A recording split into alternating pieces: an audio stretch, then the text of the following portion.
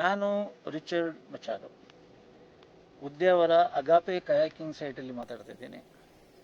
ನಮ್ಮದು ಪ್ರವಾಸೋದ್ಯಮ ಇಲಾಖೆಯಿಂದ ಅನುಮತಿ ಪಡೆದಂತಹ ಕಯಾಕಿಂಗ್ ವಾಟರ್ ಆ್ಯಕ್ಟಿವಿಟೀಸ್ ನಮ್ಮ ಹತ್ರ ಇದೆ.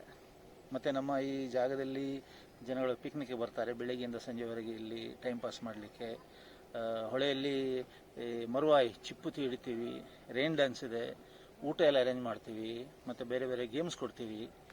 ಹಾಗೆ ಇಲ್ಲಿ ರಜಾ ಸಮಯದಲ್ಲಿ ಜನಗಳು ಇಲ್ಲಿ ಬರ್ತಾರೆ, ಹೊಳೆಯಲ್ಲಿ ಆಟ ಆಡಿ ಕಯಾಕಿಂಗ್ ಮಾಡಿ ಬೋಟಿಂಗ್ ಮಾಡಿ ಸಂತೋಷಪಟ್ಟು ಅವ್ರ ಊರಿಗೆ ವಾಪಸ್ ಹೋಗ್ತಾರೆ. ಇದು ನಾವು ಆರಂಭ ಮಾಡಿ ಒಂದು 2 ವರ್ಷ ಆಯ್ತು ಅಷ್ಟೇ. 2 ವರ್ಷದಿಂದ ನಾನು ಹುಟ್ಟಿದ್ದು ಇದೇ ಜಾಗದಲ್ಲಿ ಇಲ್ಲೇ ಹುಟ್ಟಿದ್ದು, ಇಲ್ಲೇ ಬೆಳೆದಿದ್ದು.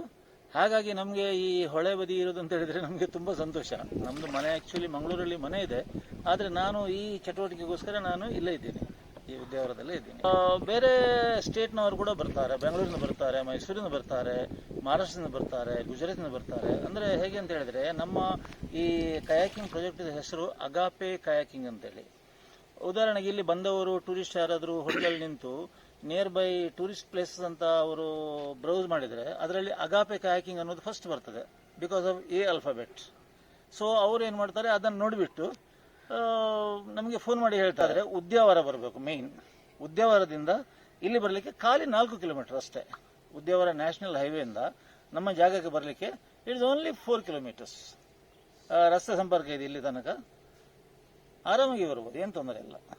ಗೂಗಲ್ ಮ್ಯಾಪಲ್ಲಿ ಅಗಾಪೆ ಕಯಾಕಿಂಗ್ ಅಂತ ಕೊಟ್ಟರೆ ಸಾಕು, ಅದು ಆರಾಮಾಗಿ ಡೈರೆಕ್ಟ್ ಇಲ್ಲಿಗೆ ತಂದು ಮುಟ್ಟಿಸ್ತದೆ. Yes, thank you sir. Thank you, ಧನ್ಯವಾದಗಳು.